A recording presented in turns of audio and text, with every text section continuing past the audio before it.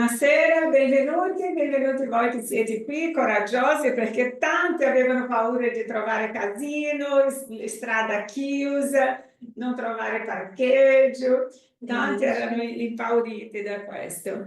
Benvenuti voi che siete online, grazie per la compagnia, è sempre un piacere vedervi, è sempre un piacere avere voi qua anche di presenza, perché sappiamo la differenza che fa avere questo collegamento con la casa. Abbiamo già imparato quanto la spiritualità riesce a lavorare per noi quando siamo tutti in questo collegamento. Quindi è bello.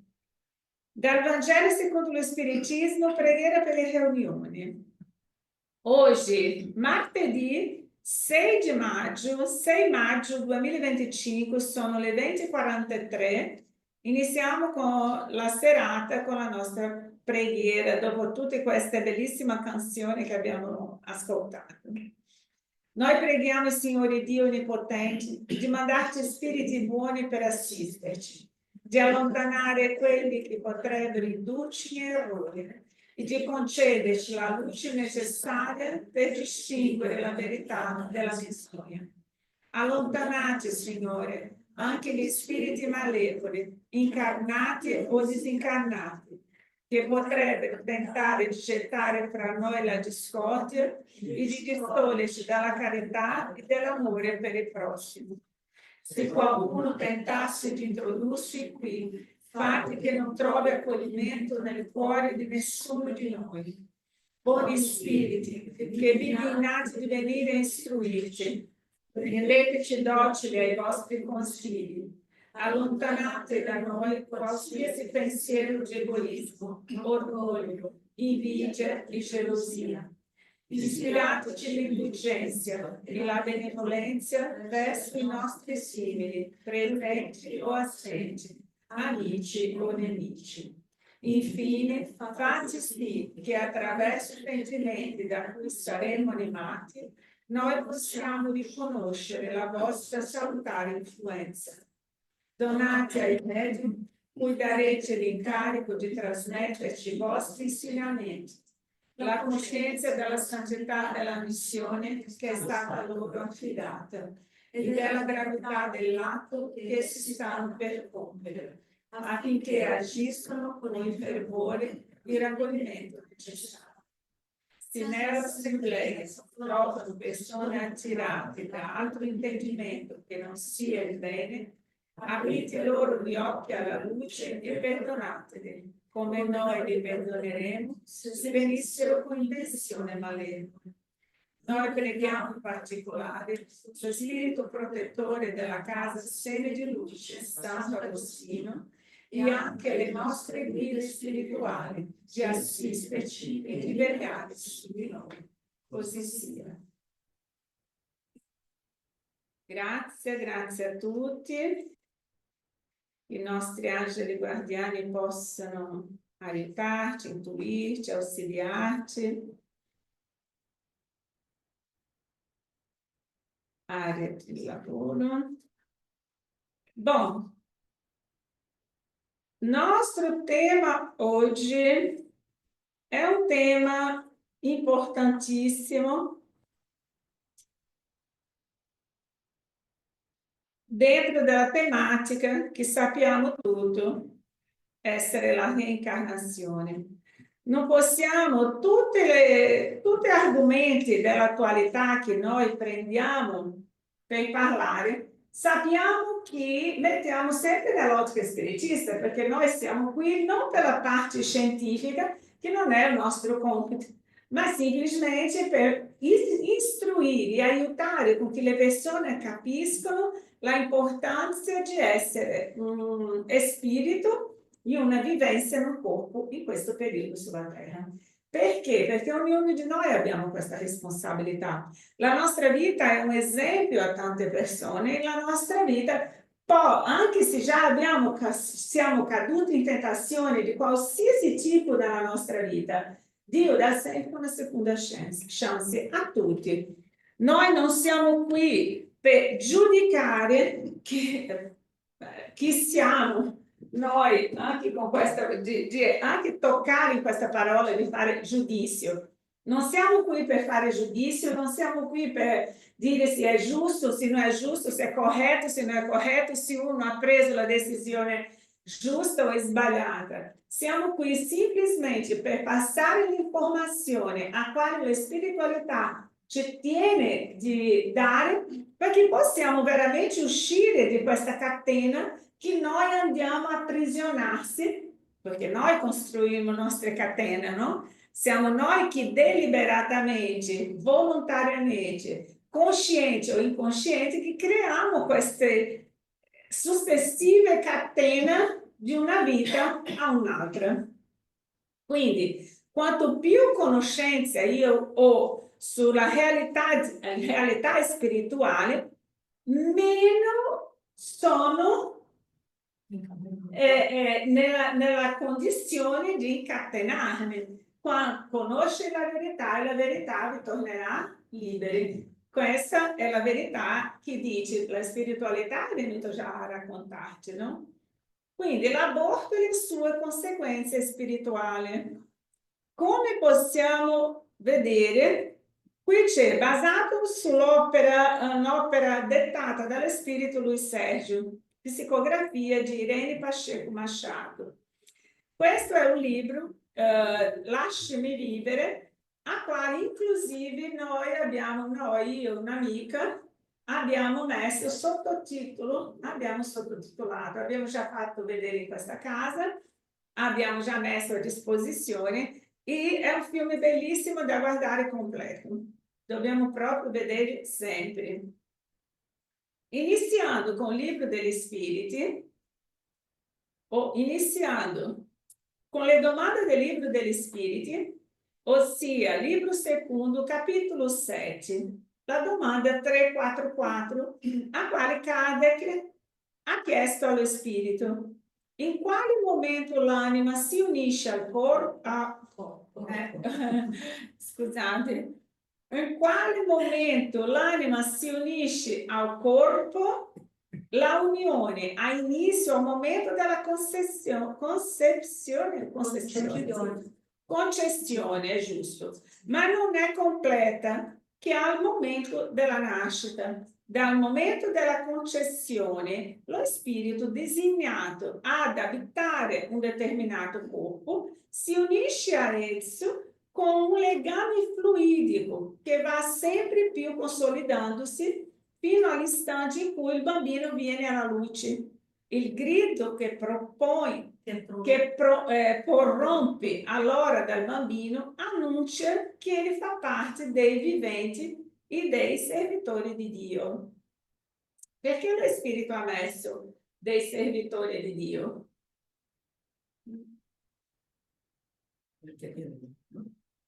Perché Dio è dentro di noi. Sì, perché Dio è dentro di noi, ma non avendo questa conoscenza, puoi anche dire, fa parte dei viventi e dei servitori di Dio. Qual è la nostra missione su questa terra? Evolvere, ossia nella moralità, e anche servire agli altri, a Dio. Perché? Perché noi senza questa condizione di servire all'altro come servire a Dio, perché servendo agli altri stiamo servendo alla creazione, se vogliamo mettere creazione non Dio, perché io credo nella creazione, non credo in Dio. Quindi sono un gioco di parole che l'importante è che noi già siamo nati con questa intenzione di servire. E lì la prossima domanda, lì spirito continua. 347, Marica mi leggi per Certo. Di quale utilità può essere per uno spirito la sua incarnazione in un corpo che muore pochi giorni dopo la nascita? L'essere non ha una coscienza sufficientemente sviluppata della sua esistenza, per cui l'importanza della morte è quasi nulla. Sovente si tratta, come già è stato detto, di una prova per i genitori. Avete capito? Avete capito anche la prima parte? Io ho una domanda sulla prima parte. Ok, la prima parte dobbiamo capire bene per poter continuare. È meglio così? Sì, meglio. Grazie. Ho visto che era troppo piano di là.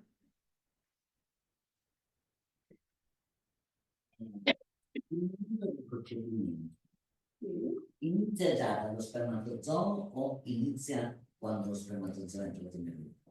Lo spermatozoo ha già la coscienza di quello che deve fare. Sì, lo spermatozoo è guidato, non esiste a caso, quella corsa gigantesca, quella corsa di migliaia di spermatozoo. Già è determinato, denominato chi sarà il vincitore della corsa, già inizia lì. Tutti già sanno chi vincerà la corsa, perché la spiritualità prepara quegli spermatozoo d'accordo con le caratteristiche che deve arrivare per poter formare quel nucleo familiare o quella esperienza. Quindi il momento del concepimento si intende già dallo spermatozoo. Quando il spermatozoo feconda l'uomo. Però se lo spermatozoo ha già questa intelligenza e questa missione, ucciderlo si può? In che senso uccidere? Con gli anticoncezionali, quelle cose lì, interrompi la sua missione, la sua vita. Sì, perché lì non dipende dal spermatozoo, dipende dall'uomo. Non è spermatozoo che decide di uscire e di prendere la pastiglia, è l'uomo, è sempre l'uomo. Sì. E quindi una decisione presa da uomo può accadere di tutto, perché il nostro libero arbitrio ci porta a fare questo tipo di situazioni. Ma tante persone quando commettono quest'atto è la non conoscenza di che lì già esiste una vita e quindi non pensano che la vita già è iniziata da quel momento del spermatozoo quando feconda l'uovo, tanto che la spiritualità è presente in quel momento. No, la spiritualità non è presente durante l'atto sessuale. Durante l'atto sessuale la spiritualità non è presente.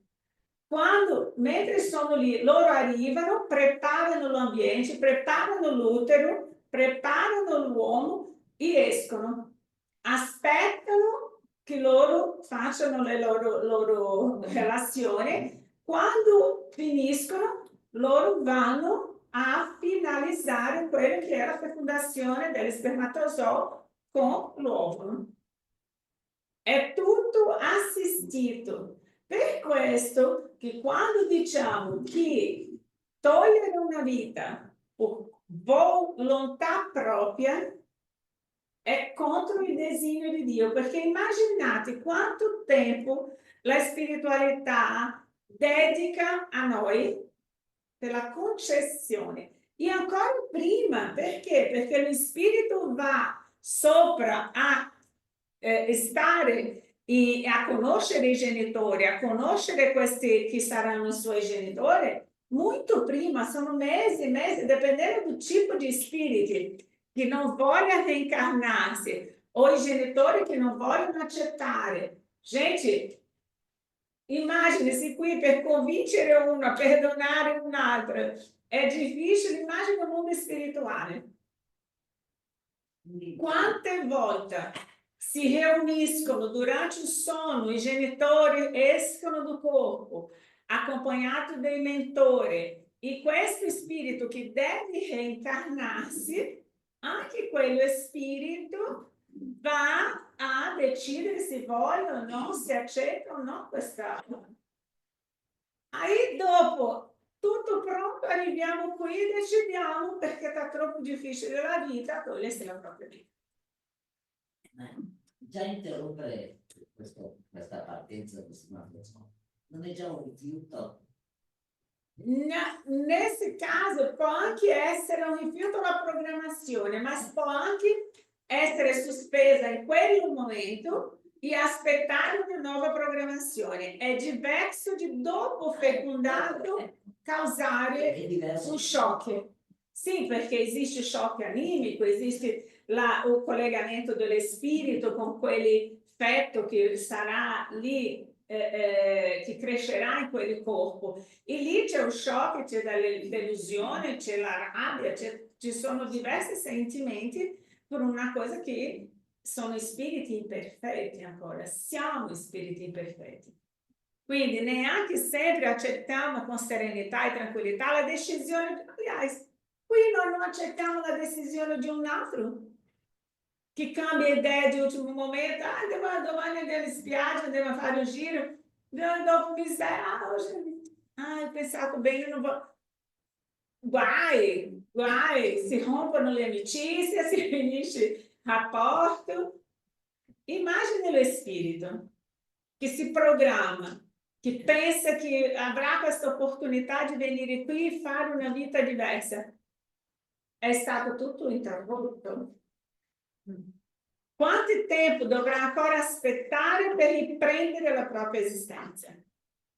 Per questo essere reincarnato è un presente, è un regalo. E dobbiamo sì, con tutte le difficoltà, accettare questa sfida, perché noi non siamo mai soli, la spiritualità ci sta sempre accanto. E quindi è per questo che quanto più conoscenza abbiamo di questo lavoro dietro le quinte, come funziona, più responsabilità abbiamo. È o no? È una responsabilità?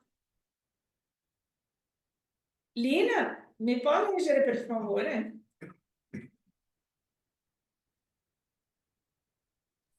Hai detto a me, non ho sentito. Hai detto a me? Aspetta, No, ha detto dobbiamo Lina. solo aprire il Ah, microfono. Sì, grazie. Ok. Ciao Diana, buonasera. Quindi 357 leggo? Ciao Lina. Dica, mamma. Buonasera a tutti. Caterina, grazie. Ho avuto difficoltà di trovare i link, perdonami. Entra nel gruppo così troverai più facile la prossima volta. Di Bari, do Centro Espírita Bari. Amor e Evoluzione si chiama sul Centro Bari. 357. Ok. Quali sono per lo spirito le conseguenze dell'aborto? L'aborto è un'esistenza annullata che deve essere ricominciata. L'aborto procurato è un crimine indipendentemente dal momento del concepimento. Si tratta sempre di un crimine perché voi trasgredite la legge del Signore. La madre o qualsiasi altra persona commetterà sempre un crimine togliendo la vita a un bambino prima della sua nascita, perché impedisce all'anima di subire le prove di cui il corpo avrebbe dovuto essere lo strumento. Chiarissimo. Grazie. Grazie a te, grazie a voi. Vedete la nostra responsabilità sempre? È tanta. Vado avanti? Sì, grazie. La donna che uccide il figlio indifeso nella propria intimità, affermando di essere la padrona del proprio corpo, utilizza una sofisma materialistico. Aspetta che allargo. Il nostro corpo ci viene dato in prestito da Dio, un soggiorno umano. Più che dei diritti abbiamo dei doveri nei suoi confronti. Il primo è quello di preservarlo, utilizzando correttamente, cosciente delle sue necessità. Il secondo è quello di rispettare la vita generata al suo interno, in ottemperanza dei disegni divini, in quanto è di competenza del creatore decidere sui destini della creatura. La lettura spiritistica è prodiga di esempi sulle tragiche conseguenze dell'aborto volontario, che provoca nella donna gravi squilibri del perispirito e che si riflettono sul corpo fisico dell'attuale esistenza o in quella futura sotto forma di tumore, sterilità, infezioni renitenti, frigidità. Terribile. Non è terribile, ma è possiamo dire tristi. Triste, sì, triste, è terribile il non capire prima certe cose. Questo, cioè, hai ragione, più prendi coscienza, più hai una responsabilità enorme. È bello perché da un lato ci fa riflettere molto, no? Anche sul percorso, ognuno, insomma, per chi più, chi meno, in base all'età, ha una consapevolezza anche del percorso che ha fatto, ecco, è molto importante, perché secondo me se umanamente, senza coscienza, si sono fatte anche delle cose sbagliate, adesso riusciamo forse a capire di più. Esatto, e passiamo a avere questa responsabilità di condividere, di parlare sull'argomento, di poter aiutare altre persone. Perché principalmente i giovani, perché il giovane non pensa a questa cosa, non sa di questa conseguenza. Lo sapevamo. Esatto, neanche noi sapevamo di queste cose. E quindi cosa accade? Quando succede hoje, nós siamo in un mondo di regenerazione e già siamo molto più avanti per passare a un mondo di prove e espiazioni, a un mondo di regenerazione. Aliás, siamo in un mondo di prove e espiazioni e passeremo per un mondo di regenerazione. Noi dobbiamo avere coscienza di questo perché dobbiamo pulire il nostro organismo, dobbiamo pulire il nostro spirito. E se io hoje subisco determinate situazioni, è meglio che io mi accontenti, stia tranquilla, porti avanti questa, come si dice, questo malessere o questa situazione senza lamentarmi. Perché Sì. quando più mi lamento, se tutto questo sta accadendo, se questa conoscenza arriva a me, vuol dire che se io fino ad oggi non ho potuto avere figli, ho provato di tutto e non arriva dei figli, il mio organismo non accetta, non ho bisogno neanche di andare a cercare perché. Va bene così, va bene così. Lasciamo, cerco di avere un altro modo di essere contenti, di essere felici, perché come dicono, anche la maternità, possiamo essere madri di figli che non sono nostri. E la vita ci prova, ok, un esempio, perché ogni caso è un caso, una vita anteriore ho fatto tanti aborti, questa vita ho tutto il mio centro genesico disturbato, ancora da rifare, da rigenerare. Quindi non riesco a avere figli in questa esistenza. Ma non vuole dire che io non possa avere figlio, io non posso avere con il mio corpo figlio, per quello che ho fatto io. Ma se è del mio merito e se a spiritualità vede nel mio cuore la mia necessità e il mio amore di oggi volere essere madre, loro possono cambiare, sì, fa adottare un bambino, mi fa adottare un'altra crianza che non sia propria mia, nel senso di dire, no? Ma comunque qualcosa può accadere in questo senso. No livro Missionário della Luce ci sono degli esempi bellissimi che ci raccontano, inclusive André Luiz, quando era lì nel mondo spirituale, ha scritto, no, questo libro Missionário della Luce, dove lui ha accompagnato tutta la parte scientifica di come accade la fecondazione, di come accade il periodo della morte, di tutto ciò legato alla parte scientifica, lui ha potuto accompagnare. E cose che anche la medicina non sa, oggi sta scoprendo per conta dei libri di Chico che sono studiati nelle facoltà di medicina. Quindi questo per dire, qui Apuleo, che era questo mentore, spiegando Andrea Luiz. Abbiamo grandi responsabilità nella missione di costruzione del meccanismo fetale. Bisogna rimuovere ostacoli e auxiliare gli organismi unicellulari degli embrioni nell'intimità dell'utero materno affinché la reincarnazione, a volte tanto difficilmente proiettata e elaborata, non fallisca all'inizio per mancanza di collaborazione del nostro piano, dove si sono presi gli accordi. Avete capito? Come loro si mettono lì a lavorare in modo, preparano l'utero, preparano tutto perché la fecondazione accada con successo. Ascoltavo la sua saggia parola di esperto con molta attenzione, al fine di approfittare di tutto il suo contenuto educativo. In ragione di questo, proseguì, molto raramente avviene l'aborto obbedendo a causa della nostra sfera di azione. Di regola, nasce per inaspettato rifiuto dei genitori terreni davanti ai sacri obblighi assunti o dovuti all'eccesso di leggerezza e scellerata, scusatemi, incoscienza delle madri, poco preparate per la responsabilità e comprensione di quel ministero divino. Ossia, la causa è sempre por parte nostra, perché la spiritualità fa tutto per riuscire a che sia un successo questa maternità. Ale? Nella slide di prima, quella prima, in fondo si capisce quella ancora prima. Grazie. Nelle ultime due righe si capisce quanto la cura spirituale sia fondamentale.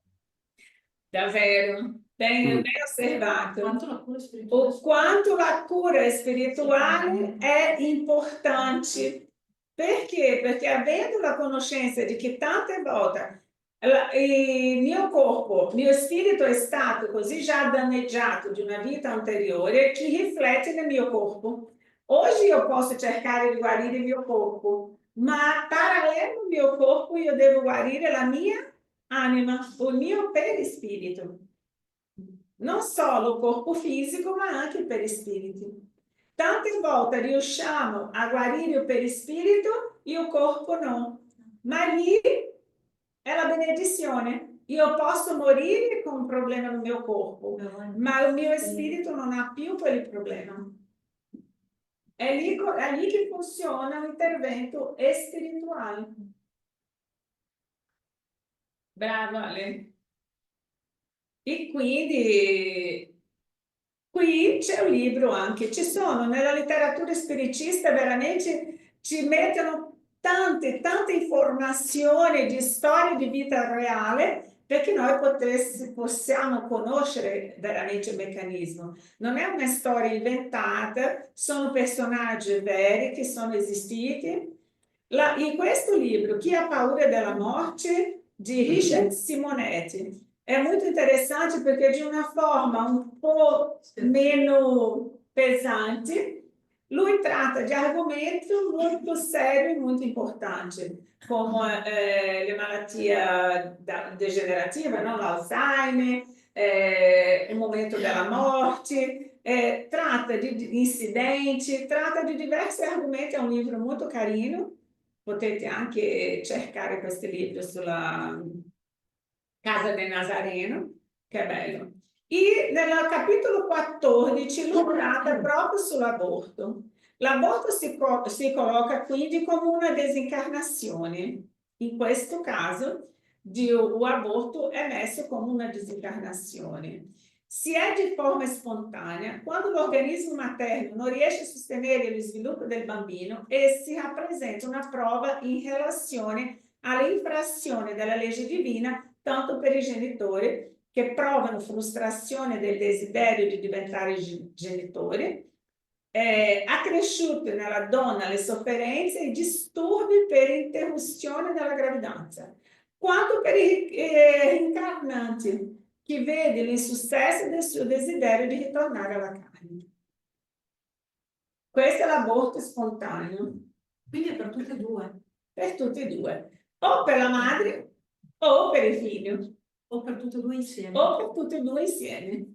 Lì uno o altro, tutte e due. Già l'aborto volontario rappresenta un crimine di odio non sempre passibile di pena giuridica. In alcuni paesi la legislazione dà alla donna il diritto di espellere il figlio dal proprio grembo uccidendolo. Scusatemi, posso fare una Noi, domanda? sì. Ciao Caterina, ciao a tutti, sono Ciao, Concetta. ciao Concetta. Ciao, ciao. Io volevo chiedere una cosa, ma magari poi l'avete detto e mi sono persa il pezzo, eh. Volevo chiedere, ma chi utilizza l'utero in affitto? Come viene considerata questa cosa per la spiritualità? In realtà, di qualche modo, è una vita che viene avanti. Mhm. Perché? Perché se io non voglio avere figlio, preferisco un cane. Ok, I bambini devono nascere perché quello spirito ha una prova, ha una necessità incarnatoria. Dove vanno a nascere? In Africa, in Brasile, dove danno opportunità che loro vengono, indipendentemente se sono ricchi, se sono poveri, se hanno soldi o se non hanno soldi. Hanno dei bambini e dicono, i poveri hanno un sacco di figli. Ovvio, se noi che abbiamo condizioni non vogliamo avere per egoismo e per tante altre questioni che non giudichiamo, loro devono nascere, sono spiriti che sono nel mondo spirituale, sono la grande maggioranza in situazioni di difficoltà nel mondo spirituale, nell'umbrale, che hanno necessità di questa prova di reincarnarsi. O sono spiriti di luce che devono reincarnare comunque e tanti genitori non gli danno l'opportunità di venire. Quindi nascono. Non esiste a caso. Ok? Conce, ottima domanda. Non esiste a ok, caso. grazie. Se nasce un figlio, se io non voglio figlio, vai nasce in Africa, un bello giorno dico voglio un figlio, non riesco a ingravidare, vado a passeare, vado a fare un giro in Africa, adotto un bambino africano. È a caso? No. Ok. Io mi porto a casa quelli che dovrebbe essere mio figlio. Non esiste, hanno lasciato nella mia porta. Ah, ho trovato un bambino nella spazzatura. No, è direzionato. Nessuno arriva a nessuno, a porta di nessuno a casa. Figlio adottivo. So un nome adottivo. Perché? Perché tante volte quello spirito si rifiuta di venire con quel genitore e la gravidanza non avrebbe avuto successo. O i genitori non accettano quel figlio. E lì cosa accade? Non sarebbe un successo. Per evitare questo tipo di situazione, nascono da altri genitori e vengono ai genitori che devono essere. Bene, Ok? bene. Grazie. E lì c'è questo bellissimo film che Lasciami vivere, del libro della Irene Pacheco Machado. È una di quel medium, lei è una medium che parlano di spiriti, dottrine spiritiche o delle sue facoltà medianiche sono nei momenti opportuni. Autore di 49 libri e più di 200 musiche psicografate, Irene ha fondato la casa spiritica Recanto di Maria, Rema si chiama. Questa semplicità, unita all'esperienza di entrambi i mondi, questo fisico e quello spirituale, distinguendoli l'uno dall'altro nella vita quotidiana, gli ha fatto guadagnare la simpatia e il rispetto della spiritualità superiore, dalla quale riceve quotidianamente lezione della più pura moralità evangelica e profondi insegnamenti sull'educazione medianica. Ossia, lei è morta a 82 anni. Con 82 anni. E lei, per la dottrina spiritica, si è dedicato ai giovani e ai bambini, ha scritto tantissimi libri, ha una didattica meravigliosa per i bambini e per i giovani. Lui Sergio, questo ragazzo di Rio de Janeiro, è morto nel 1973 con l'età di 23 anni. È diventato un autore spiritista molto noto nella comunità spiritista, in particolare a Rio de Janeiro, nel Distrito Federale. Autore di 24 opere del mondo spirituale, Il mondo che ho trovato, del 1976, a Fiumi di preghiera, nel 2006. 4 mesi dopo la sua morte, la prima comunicazione avviene tramite la medianità di Alaide de Assunção e Silva. Ossia, lui con 23 anni, quando disincarnò, andato al mondo spirituale, si è interessato in conoscere tanto la dottrina, e era uno che era applicato negli studi perché voleva sempre studiare e avere questa conoscenza.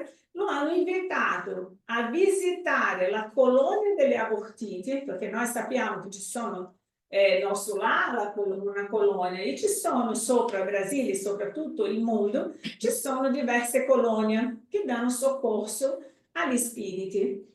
E quindi una di queste colonie, che è la colonia degli abortiti, lui è stato invitato per essere un giovane e doveva parlare con linguaggi per i giovani. E lei, come se era Irene, questa signora, era dedita giustamente ai giovani, lui ha parlato tramite lei con un linguaggio molto chiaro perché lei potesse passare ai giovani quello che succede nel mondo delle abortiti, principalmente perché la grande maggioranza abortiti sono giovani.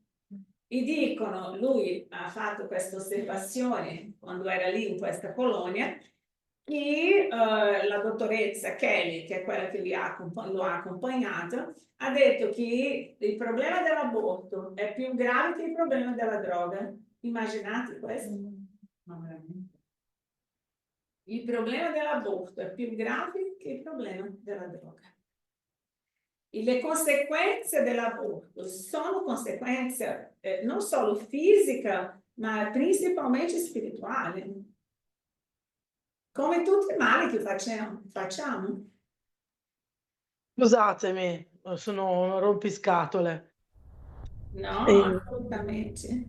La mia domanda è ancora questa, ma quei poveri bimbi appunto che non vengono alla luce, che non nascono, hanno poi una possibilità, diversa? Cioè sono sempre è sempre quello spirito che poi viene richiamato a nascere un'altra volta? Oppure non so se hai capito la mia domanda Sì, o sì, avete capito. sì, sì. Può Okay. essere lo stesso spirito, insistentemente può essere lo stesso spirito che viene abortisco, dopo ingravido novamente, abortisco, dopo ingravido novamente, abortisco, o finalmente decido di avere quei figli e la gravidanza va avanti. Só che quel spirito, la stessa mamma, só che quel spirito già viene impregnato di rabbia, di odio, di situazione e tante volte anche con problema di salute o mentale o spirituale, già gravi per conta di tutta questa cosa che è accaduto. Ma ci sono casi che fa la prima volta, va la seconda, dice no, lì cambiamo genitori. Magari in un altro modo facciamo arrivare a quei genitori.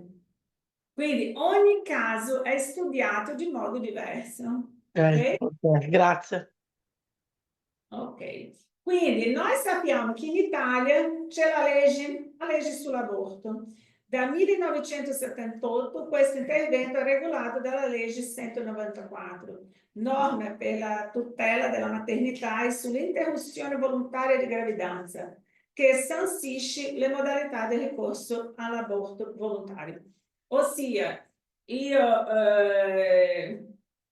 mi sono incontrata con 2 amiche brasiliane che inclusive sono incinta ieri mattina, e tutte e 2 mi hanno detto che quando sono andata a fare l'esame all'ospedale hanno chiesto se volevano abortire.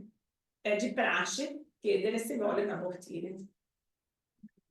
Esatto, incredibile. È come se fossero obbligati a chiedere se volevano abortire. Loro 2 sono uscite scioccate, sono andata a prendere un caffè, erano scioccate perché ha detto è pazzesco una cosa così da noi. Immaginare che io ero tutta contenta, tutta felice, uno dice si vuole abortare, ma perché devo abortare? Devo abortire?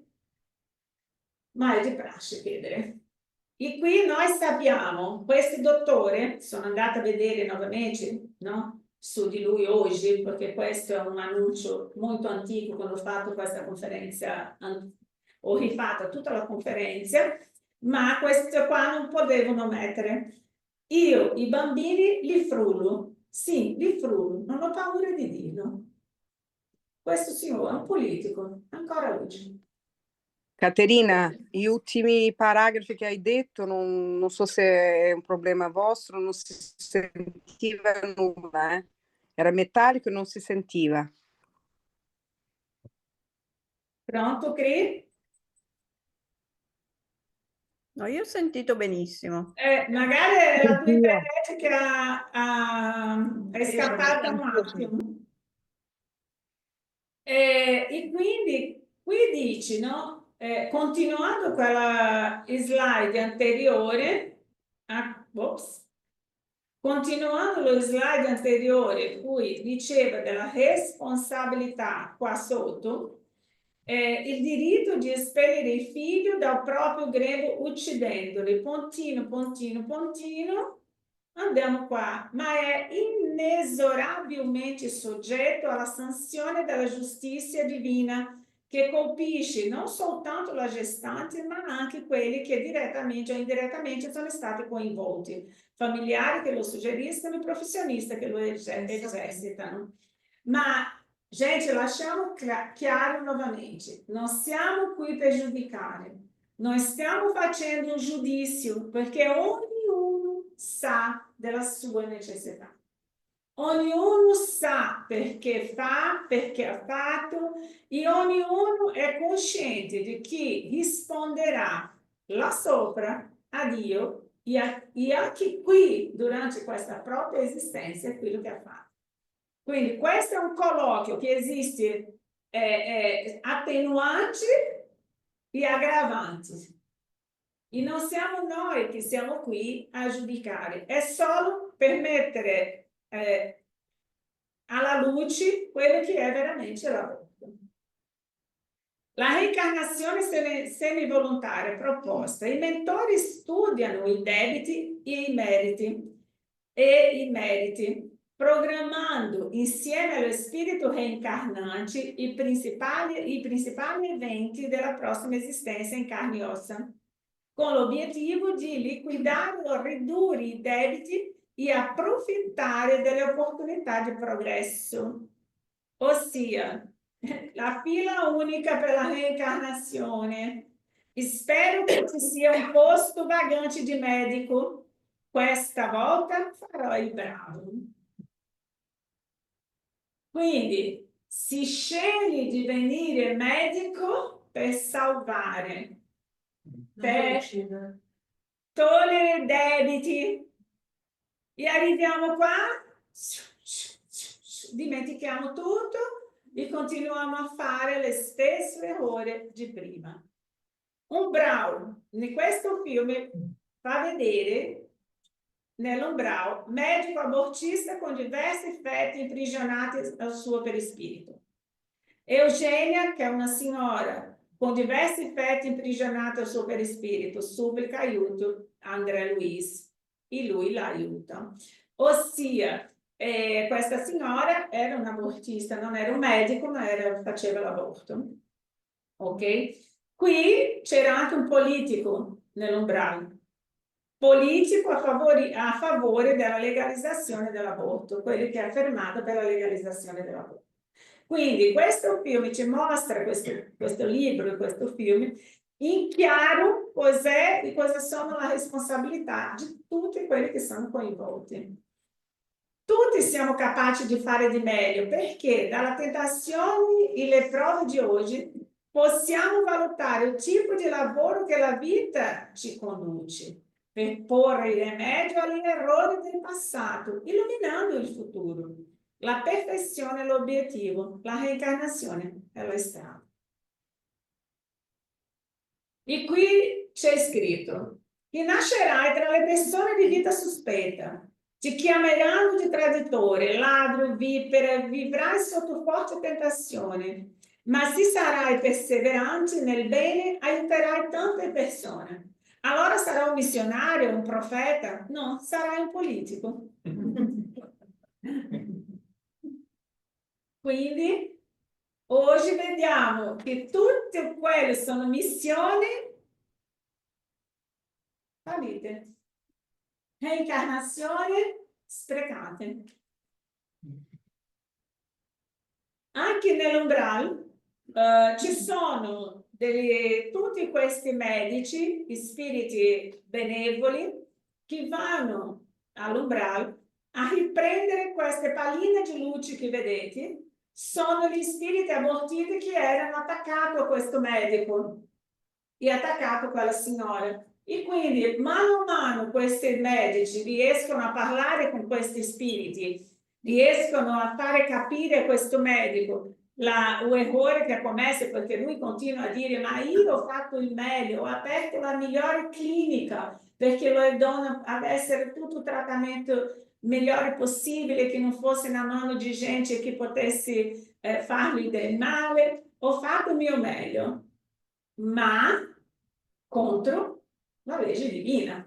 E tutto ciò che io faccio basato solo nel mio concetto di bene e male è sbagliato. Io devo avere il concetto di bene e male che guardo all'esempio di Gesù, degli spiriti che sono venuti su questa terra a parlare del bene. Ammettere che coloro che abortiscono devono essere abortiti è dubitare della misericordia assoluta di Dio, che non tratta così i suoi figli, e ne ha creato un meccanismo di amministrazione giudiziaria sostenuto da questi principi.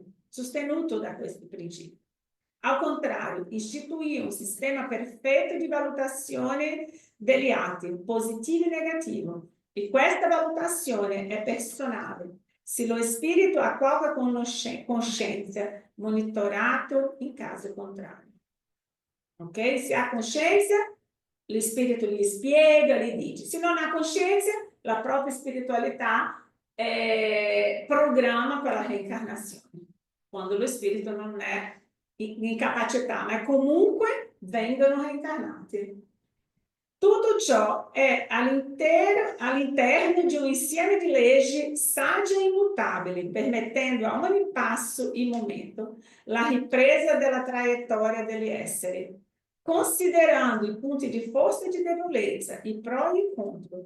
In una parola, Dio ci permette la rigenerazione spirituale attraverso le prove, conferendo all'espiazione un carattere di costruzione e evoluzione, non di vendetta. E questo è importante che sia molto chiaro. Dio non giudica, ma noi siamo sotto la legge di causa e effetto. La mia vita oggi è il risultato di ciò che ho costruito io. Non esiste a caso, mi hanno fatto, mi hanno messo, mi hanno distrutto, no. Ogni spirito è un individuo e rappresenta un caso a parte, ossia cada caso è un caso. Questo naturalmente considerando la celebre affermazione di Simon Pedro che la carità copre una moltitudine di peccati. Lì nuovamente il libro degli spiriti, con quali mezzi si può neutralizzare l'influenza dei cattivi spiriti? Praticando il bene, ponendo tutta la vostra fiducia in Dio, voi respingete l'influenza degli spiriti inferiori e annientate il predominio che essi vogliono esercitare su di voi.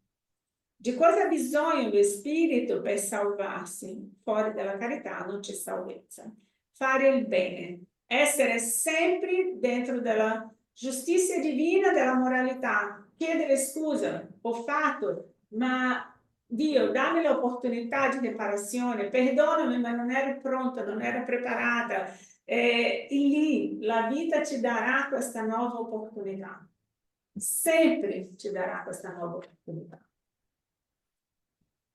Preghiera della dottoressa Kelly. E Mario mi legge pure.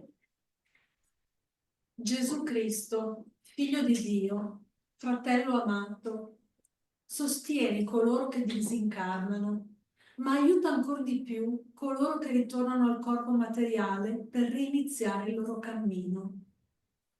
Aiutaci, Signore, tutti noi, in particolare le donne che da sole devono prendersi cura dei loro figli. Dai a tutte, Signore, la certezza del tuo sostegno, facendole percepire quanto esse siano importanti per Dio nella loro silenziosa missione di madri. Sostieni, Signore, le madri che tante volte hanno bisogno di forze per non soccombere davanti all'abbandono a cui sono costrette. Che tutte le donne comprendano quanto sono protette da Dio e che nessuna di loro senta il lamento di uno spirito implorando: mamma, lasciami vivere.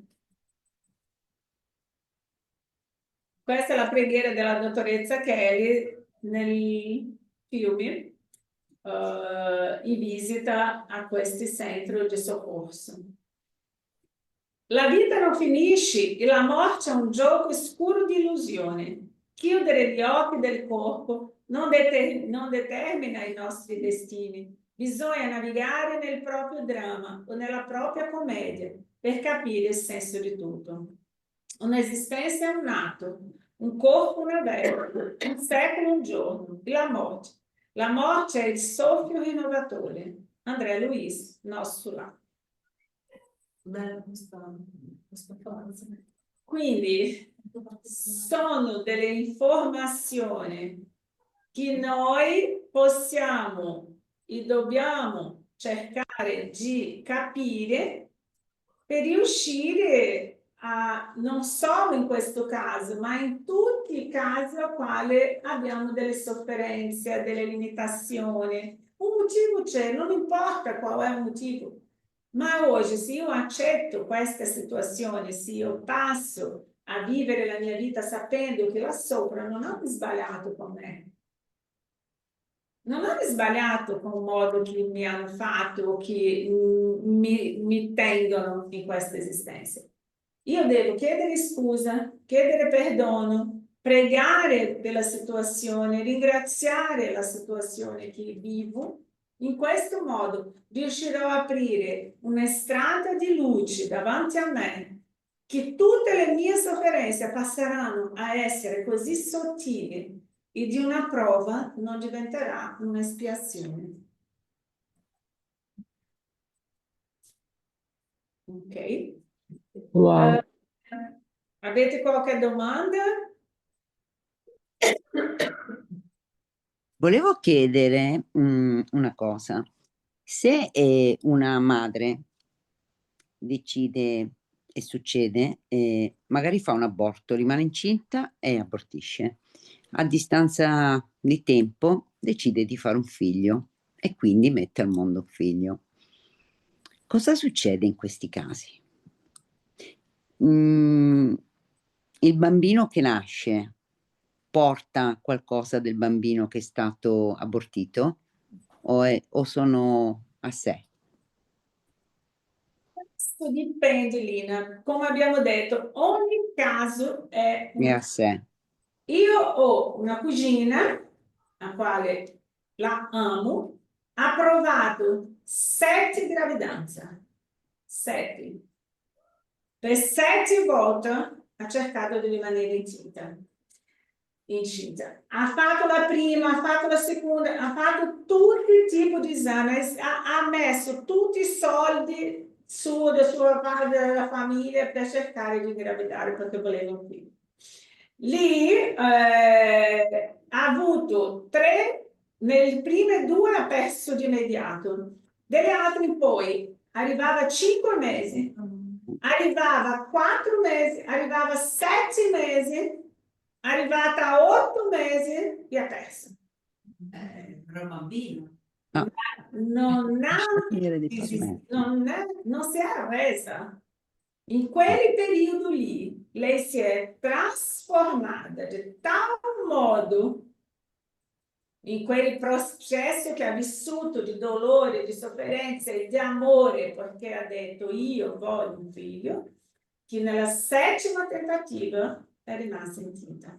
Ha passato 7 mesi a letto, perché non poteva alzare, camminare tanto, perché sennò Perdeva. è rimasta incinta. È nato suo figlio, bello, formoso, che io non pensavo, dopo tutte quelle tentativi, io ho anche pensato che potesse nascere con qualche tipo di disturbo, con qualche tipo di... Non ha avuto nulla. Perché? Perché quella prova non riusciva, la gravidanza non aveva la fecondazione dello spirito. Lo spirito non era fecondato, non era collegato. Perché? Perché era una necessità sua di spirituale di cambiare. È stata data a lei questa opportunità di cambiare. E lei ha preso sul serio, ha vissuto di tal modo che ha cambiato il suo comportamento, il suo modo di essere, ha sviluppato un amore gigantesco e lì è venuto fuori suo figlio. Perfetto. Perché E questa è una prova. era una prova. In nessuna di queste gravidanze c'era uno spirito di lui collegato. Ma scusa Caterina, ma se l'aborto è volontario, questi purtroppo sono casi che succedono e ne conosciamo tutti, ma se l'aborto è volontario, io decido di abortire, rimango incinta, abortisco, poi dopo 2 anni decido di farmi un figlio. Quello che mi sono sempre chiesta, se il bambino che poi nasce dopo 1 anno, 2 anni, voluto, no? Mi ha fatto sempre un po' pensare, e purtroppo conosco persone che hanno sofferto questa decisione anche di abortire e poi di scegliere di avere un figlio. Sì. Io ho il caso tragico di un'amica che a 18 anni ha abortito. Dopo anni ha deciso di avere una figlia, terribile. Ha una bambina, dopo 20 giorni che è nata è morta. E lei dice sempre, uno gliel'ho dato, l'altro me l'ha portato via. È una cosa che mi fa venire la pelle d'oca ancora adesso, sono passati 30 anni. Quindi dico, è come questo, ecco, causa-effetto. Sì, causa e Ecco, effetto. questo volevo... Causa e effetto. Perché tante volte, Lina, quello spirito abortito aveva bisogno già per esperienza propria di una vita corta. Non aveva neanche bisogno di essere qui, quella prova doveva subire comunque.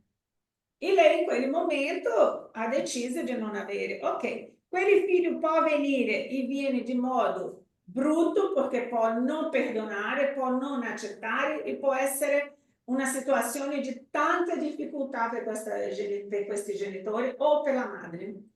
In altro caso, quel figlio può avvenire anche dopo un aborto spontaneo, se la madre decide dopo di avere in quel momento, perché non sappiamo quali sono le cause, e viene un'altra gravidanza, può essere che a quegli spiriti la perdoni, non abbia questa rabbia, non abbia questo sentimento. In altri casi, gli spiriti possono venire già con difficoltà enormi, motora, di fisica, psicologica. Ossia, tutto dipende di chi è e qual è il caso. Perché noi abbiamo storici diversi, non abbiamo gli stessi storici, lo stesso storico. Quindi in questo caso ogni situazione è valutata, come abbiamo visto lì, dentro della misericordia divina. È valutata sempre dentro della misericordia divina. Allora, io volevo fare questa domanda. Fino adesso abbiamo parlato della responsabilità della madre, tra virgolette. Per quanto riguarda l'uomo, c'è sempre la responsabilità. Ecco, no, perché ci sono diverse varianti, cioè c'è la responsabilità dell'uomo marito che non vuole il figlio e che quindi dice alla moglie ti devi liberare. C'è sempre la ok? responsabilità. Ma anche nel caso in cui un uomo vada con una donna per una notte e questa donna rimane incinta, è la stessa responsabilità o è diversa? La stessa responsabilità, Okay. sempre. Allora chissà quanti problemi avranno anche gli uomini senza saperlo, magari loro non lo sanno. Perché tanto problema di droga? Perché tanto suicidio? Perché tanti problemi psichiatrici? la grande maggioranza sono legate alle ossessioni. La grande maggioranza, non la totalità, perché io posso avere un problema psichiatrico di una cosa che io ho avuto in passato, il mio corpo è danneggiato, ho una certa limitazione, ma non ho l'ossessione. Cioè, non ho capito, io mi stavi spiegando per riguardare tutti questi problemi. Cioè, cos'è un abortito? 90% dei casi sono spiriti che ho fatto del male e che non mi hanno perdonato. Mio vicino che litigo da matto, decido di uccidere lui. Dove va lui? Stare vicino a me. In stato di guerra, nella guerra, gente. Per bene o per il male, se io uccido, anche essendo obbligato perché sono un soldato, devo uccidere, quel spirito ce l'ha con me, non con chi ha dato l'ordine. Quel spirito ce l'ha con me. Scusa. Quindi la responsabilità nostra con tutto quello che sta accadendo oggi è per il non perdono delle offese che abbiamo fatto. Grande. L'aborto, una grande maggioranza del suicidio sono degli spiriti abortiti. Quindi lo spirito che ha ricevuto, che è stato abortito, può trasformarsi in un ossessore ossessore e quindi Per il padre. indurre Per il anche padre. Per il padre o per la madre, perché ce l'hanno sempre la responsabilità. Ho capito. Per il padre o per la madre, se è il padre che è stato che ha costretto la donna a abortire o il fidanzato, non lo so Certo. che, ha la responsabilità. So che, ripeto, ci sono attenuanti e aggravanti, Sì, ci certo. sono casi dove può essere assistiti sia la persona che la spiritualità riesce a tenere questo spirito, il trattamento nel mondo spirituale, fino a quando questo spirito riesce a perdonare, e ci sono altri casi di no, che è una prova per la propria persona che ha commesso quest'atto. Quindi la spiritualità si lascia. La prima volta, la seconda volta, la terza volta, la spiritualità non ha come A contenere. rigore per chi?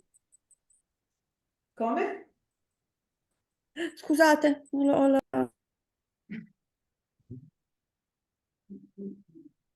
Chris? Cristo. La manina? Oi Cati, buonasera, buonasera a tutti. Buonasera.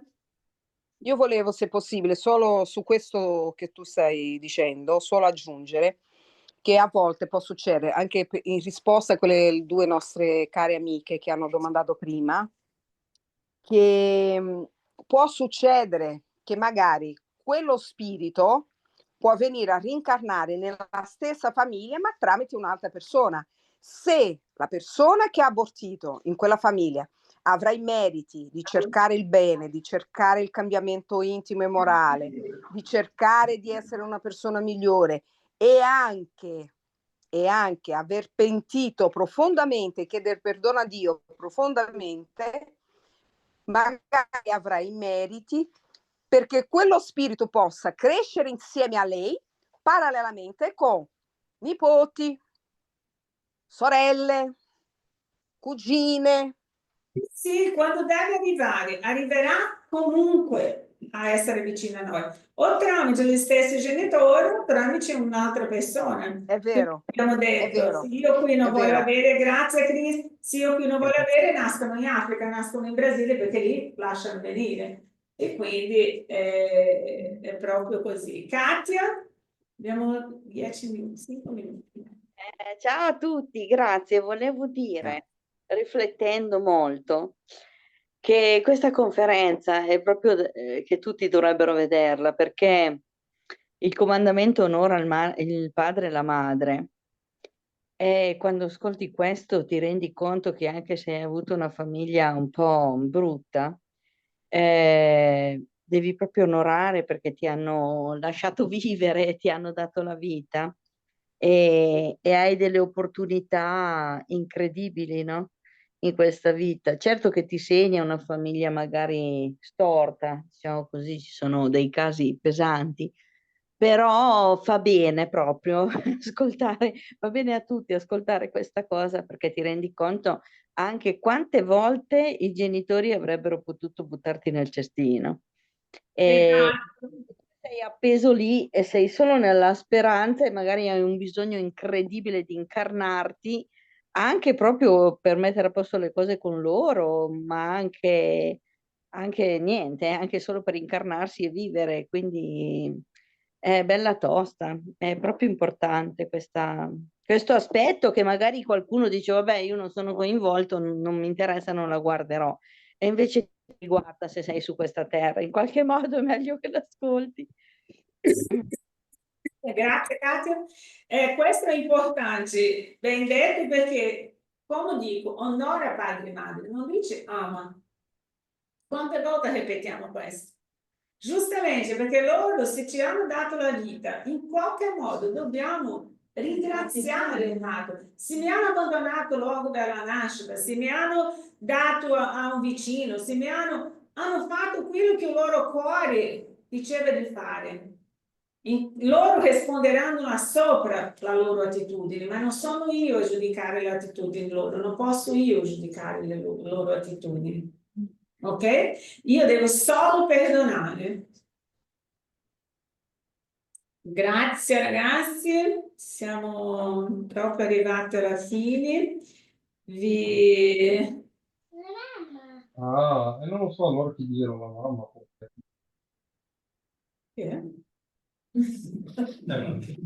Una voce. Bambino.